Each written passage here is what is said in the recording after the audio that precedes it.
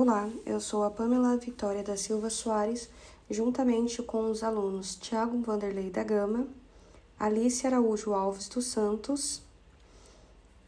Nós apresentaremos o tema Real Time PCR e técnicas baseadas na PCR para a detecção de doenças genéticas.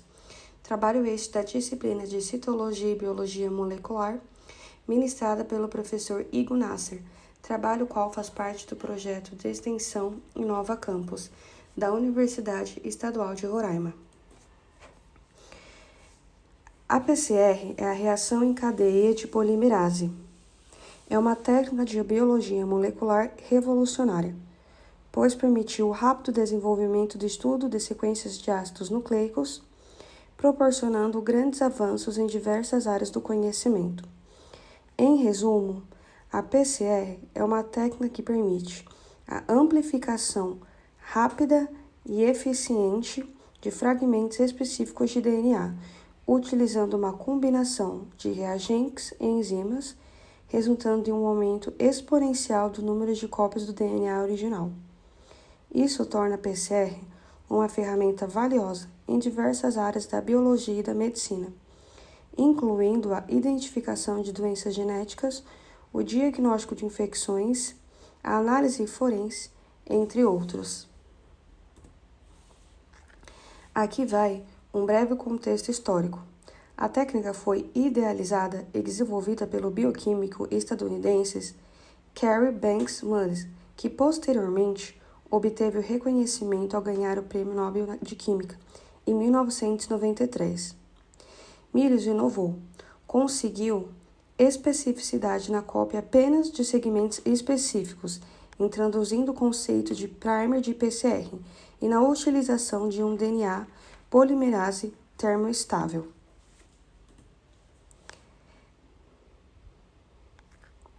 A PCR, ela consiste na síntese enzimática in vitro de cópias e fragmentos específicos de ácidos nucleicos, onde a partir de uma única molécula de DNA molde, é possível gerar até 100 bilhões de moléculas similares em uma reação.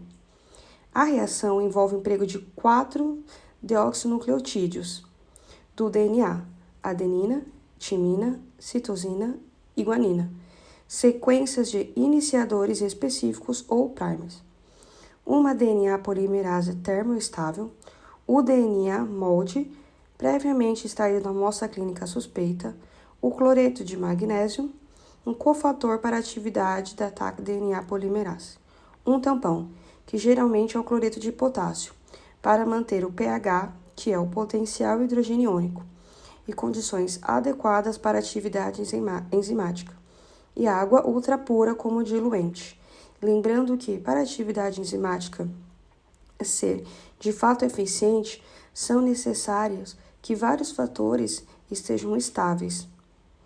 Se formos avaliar cada um dos componentes, vale ressaltar que os primers do PCR são pedaços curtos de DNA de finta simples, geralmente por volta de nucleotídeos de comprimento. 2 primers são usados para cada reação de PCR, e eles são projetados de modo que englobe a região de interesse, região que deve ser copiada, isto é, são dadas sequências que os farão se ligar a pistas opostas do DNA molde, bem nas extremidades da região a ser copiada. Os primers se ligam ao molde por pareamento de bases complementares. Quando os primers são ligados ao molde, eles podem estar estendidos pela polimerase, e a região que está entre elas será copiada. Também vale lembrar que a enzima DNA polimerase é a enzima de replicação responsável por ampliar a nova cadeia, adicionando as bases adenina, citosina, guanina e timina. Já o cloreto de magnésio funciona como um cofator da enzima DNA polimerase, podendo afetar as temperaturas de denaturação das fitas de DNA e o anilamento dos primers, ou seja, ela otimiza a atividade da TAC polimerase. A técnica de PCR em tempo real, a qual estamos lidando, gera dados qualitativos e quantitativos. Ela permite a detecção e amplificação simultaneamente ciclo a ciclo, com elevada sensibilidade e especificidade de intensidade de fluorescência emitida em decorrência da amplificação da sequência de DNA-alvo. O resultado é visualizado em tempo real, gerando dados quantitativos com maior precisão. Isso possibilita a análise comparativa da expressão do gene de interesse entre as amostras logo no início da fase exponencial de amplificação, em que não há saturação da amplificação, eliminando um viés da PSR convencional. Então, vale ressaltar aqui que a técnica de PSR em tempo real ela é diferente da técnica de PSR convencional. É importante observar também que a eficiência das reações de amplificação depende de diversos fatores, como cuidados na pipetagens, a qualidade e integridade das amostras, desenho dos primers, condição de termociclagem, qualidade e quantidade de reagentes e também o tamanho do produto a ser amplificado. Condições específicas para cada experimento devem ser padronizadas. Atualmente, a técnica é utilizada para a detecção de patógenos ou células sequenciais específicas em misturas complexas, ou para analisar a expressão gênica de um único alvo ou um painel.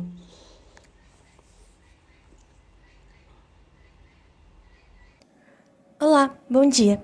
Sou a aluna Alice Araújo e vou estar dando continuidade ao nosso seminário de Citologia e Biologia Molecular sobre Real-Time PCR e técnicas baseadas na PCR para detecção de doenças genéticas.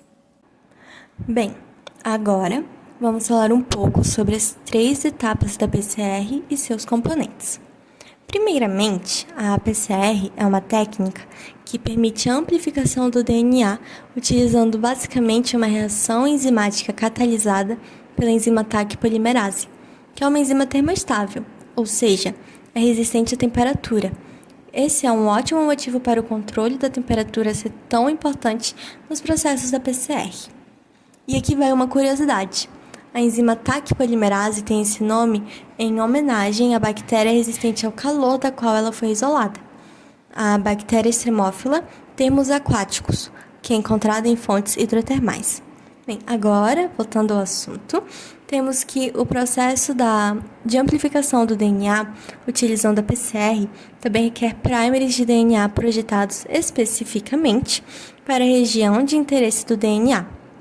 Na PCR, a reação é repetida ciclicamente, através de uma série de alterações de temperatura, o que possibilita a produção de muitas cópias da região de interesse. Por ser uma enzima termoestável, a Taq DNA polimerase permite a realização de múltiplos ciclos de reação com uma única adição de enzima, o que possibilitou a automatização da reação e, consequentemente, a generalização de seu uso. A Taq DNA polimerase suporta temperaturas de até 95 graus Celsius e é mais ativa entre os 70 e 75 graus Celsius, temperatura em que o pareamento entre os iniciadores e o DNA é mais específico. Primeiramente, antes da reação, adicionam-se todos os reagentes, como primers, Taq DNA polimerase, cloreto de magnésio, tampão, água, dentre outros. Todos esses reagentes são adicionados a uma máquina chamada termociclador. A partir daí, começa a reação de amplificação que foi mencionada anteriormente. Essa reação de amplificação ocorre quando a enzima Taq DNA polimerase amplifica um pequeno pedaço de DNA de fita simples, o primer, que está ligado a uma fita de DNA molde. Essa enzima adiciona nucleotídeos complementares ao final do primer, na extremidade 3', de acordo com a sequência da fita molde. Durante a reação em cadeia da polimerase, da PCR, o fragmento amplificado é composto pelos segmentos de DNA entre as 2 extremidades 3' dos primers utilizados na reação, os quais são complementares aos segmentos de DNA dupla hélice, onde os primers se ligam. No próximo slide vamos falar melhor sobre isso. Primeiramente, há um passo inicial para a reação, a adição dos reagentes no termociclador. Os reagentes são primers, Taq DNA polimerase, cloreto de magnésio. O cloreto de magnésio estimula a Taq DNA polimerase. Também temos o tampão, que mantém o pH ótimo para a enzima. Temos a água, DNA molde e os DNTPs, que são os desoxirribonucleotídeos trifosfato. São formados por uma base, que pode ser a adenina, citosina, guanina ou timina, e um açúcar, a desoxirribose, e três grupos fosfato. Após essa adição, a técnica PCR pode ser resumida em 3 etapas. A dupla fita de DNA sendo desnaturada pelo calor, logo em seguida, cada primer sem antissenso, anulando a uma das fitas simples do DNA, e após, ocorrendo o processo de extensão e polimerização da fita, a partir da adição de nucleotídeos e ação da TAC DNA polimerase. Organizadas e nomeadas, essas etapas ficam conforme nós podemos ver no slide, sendo a primeira, desnaturação, que consiste na separação da dupla fita do DNA a ser amplificado, e essa etapa deve ocorrer em uma temperatura entre 90 e 95 graus para que essa separação possa ser promovida de forma eficaz.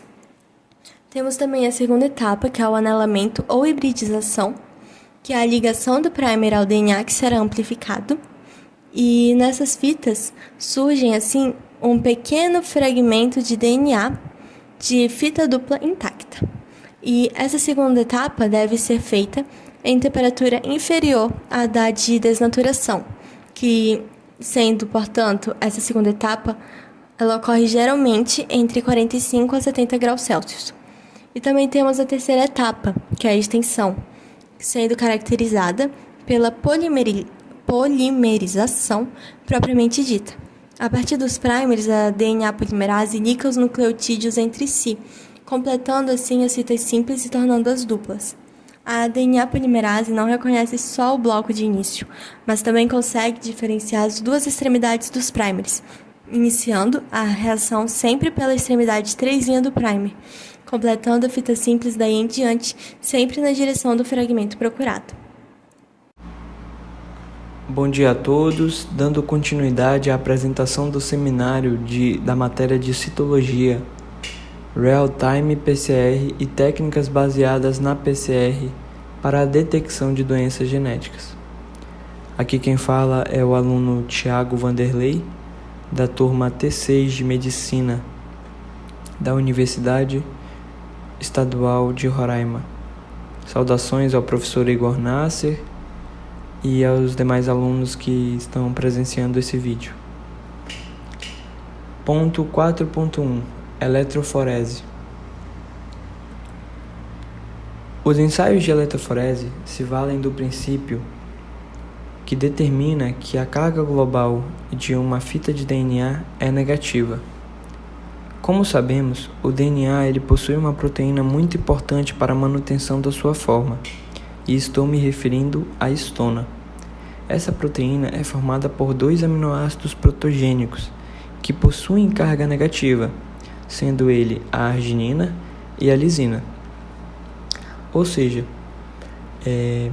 quando a proteína histona, que é formada de uma forma mais abundante por essas proteínas, arginina e lisina, o que acontece é que ela tende a gerar uma carga negativa nessa proteína.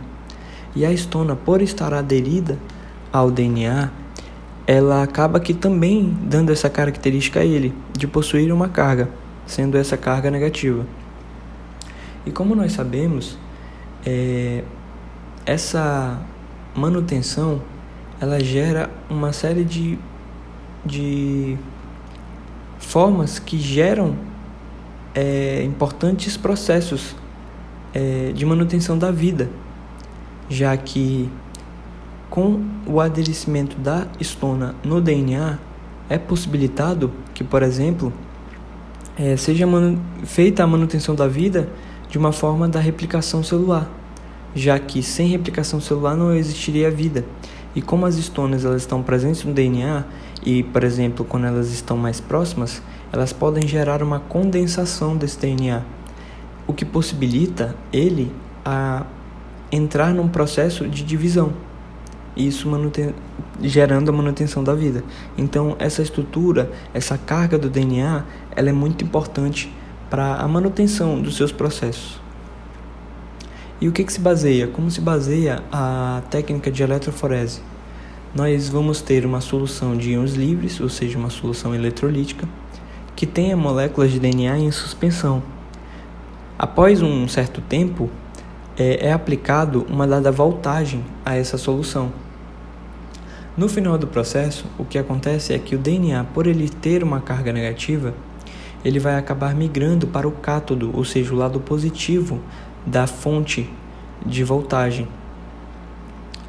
Nesse processo, onde ele migra, é destacado que o foco da técnica é separar fragmentos por tamanhos, uma vez que a reação gera fragmentos de mesma extensão, o que possibilita que essa migração fragmente o DNA, e quando pegamos um exame de eletroforese, a gente consegue observar que ele é formado por diversos segmentos, diversos pedaços de mesma extensão e fragmentos, certo?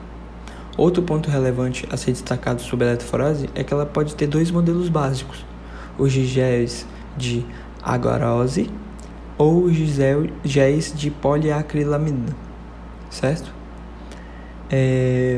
Para a eletroforese de DNA, normalmente utiliza-se o TBE, o tris-borato EDTA, ou também TAE, o trisacetato EDTA. Ponto 5 da aplicabilidade, tipos de reação de PCR mais comuns. Como nós sabemos, PCR é uma técnica muito importante e de ampla complexibilidade. Algumas técnicas a gente não pôde destrinchar de uma forma mais incisiva devido ao tempo da apresentação e também a sua extensão de conhecimento. Mas achamos interessante citar algumas técnicas que vamos falar, algumas, e outras para gerar um despertar de conhecimento e interesse dos alunos em saber mais sobre essas técnicas. Destacamos aqui o RT-PCR, que é o Real-Time PCR, que já iremos abordar na apresentação.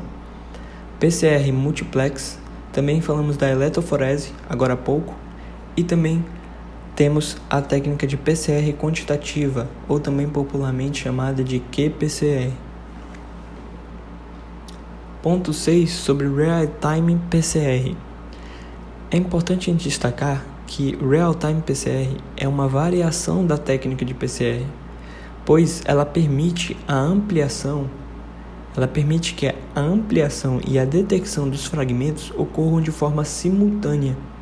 É isso que gera uma maior eficiência da técnica de Real-Time PCR, porque ela amplia os dados e faz a detecção desses dados de uma forma simultânea, o que gera uma maior eficiência, uma maior agilidade no processo de análise de genes e suas expressões. O resultado é visualizado em tempo real. Aí está a explicação do seu nome, real time, durante o processo, com a vantagem de conseguir gerar resultados quantitativos com maior precisão, assim como eu já tinha mencionado.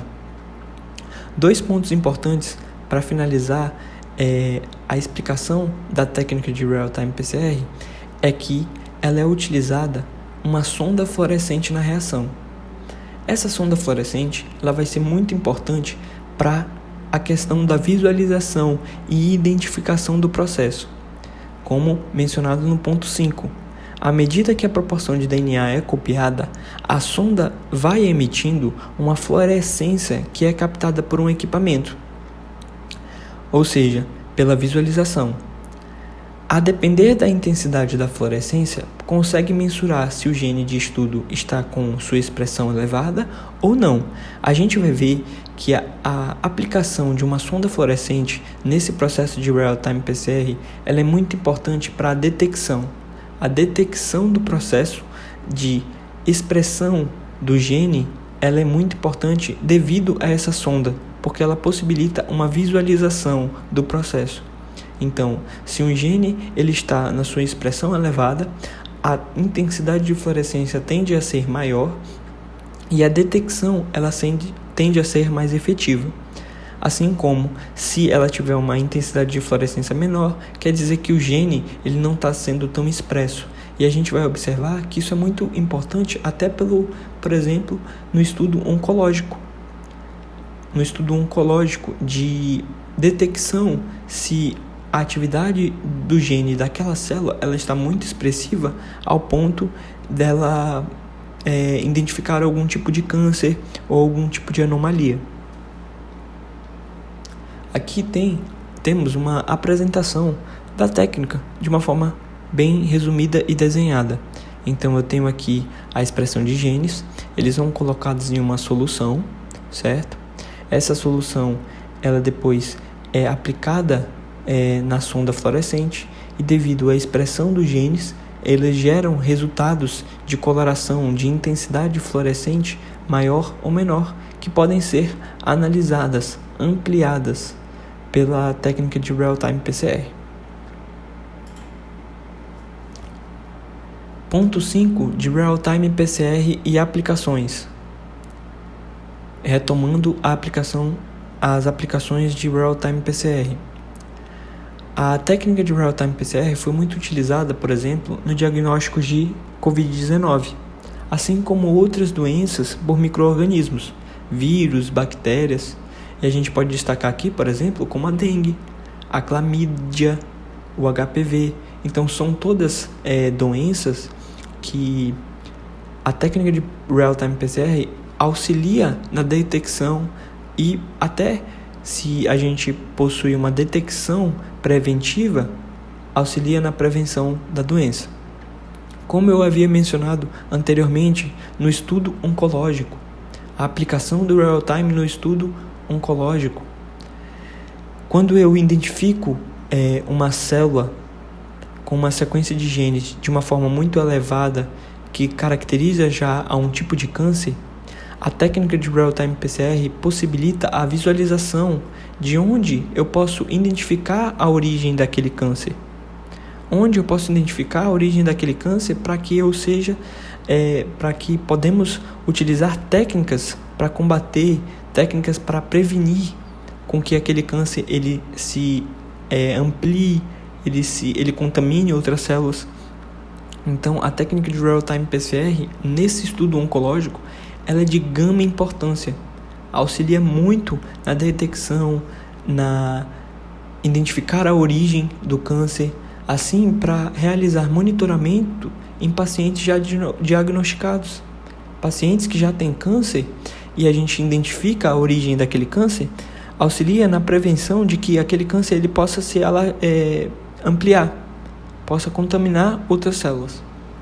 Também no estudo genético, Real-Time PCR ele também é utilizado. A identificação de doenças de origem genética, como fibrose cística e trombofilia, por exemplo. Nesse caso, o que acontece é que é possível detectar as mutações específicas no DNA do paciente que levam ao desenvolvimento da patologia. Então, se eu identifico a manutenção, eu posso reverter, em alguns casos, aquela mutação. Revertendo essa mutação, o paciente, eu evito que ocorra um desenvolvimento da patologia. Então, a técnica de Real-Time PCR ela é de extrema importância para detecção de doenças genéticas, detecções de mutações em alguns genes, a ativação dos genes, a sua expressão. E então, ela é de gama importância para a medicina, para a biotecnologia atual. Falando desse ponto, a gente finaliza a apresentação do seminário. Importante aqui agradecer a todo o conhecimento que foi feito pelo professor Igor Nasser nesse primeiro semestre de medicina. Agradecer ao conhecimento passado, a dedicação. Agradecer também ao meu grupo, formado pela Alícia e a Pamela. Agradecer também a dedicação pela produção do trabalho, pela produção do seminário. Agradecer também pela força de vontade de querermos aprender, esses alunos da T6, querermos aprender, buscar conhecimento, para assim a gente formar uma estrutura de médicos mais forte. É com agradecimento que eu finalizo a apresentação e é isso.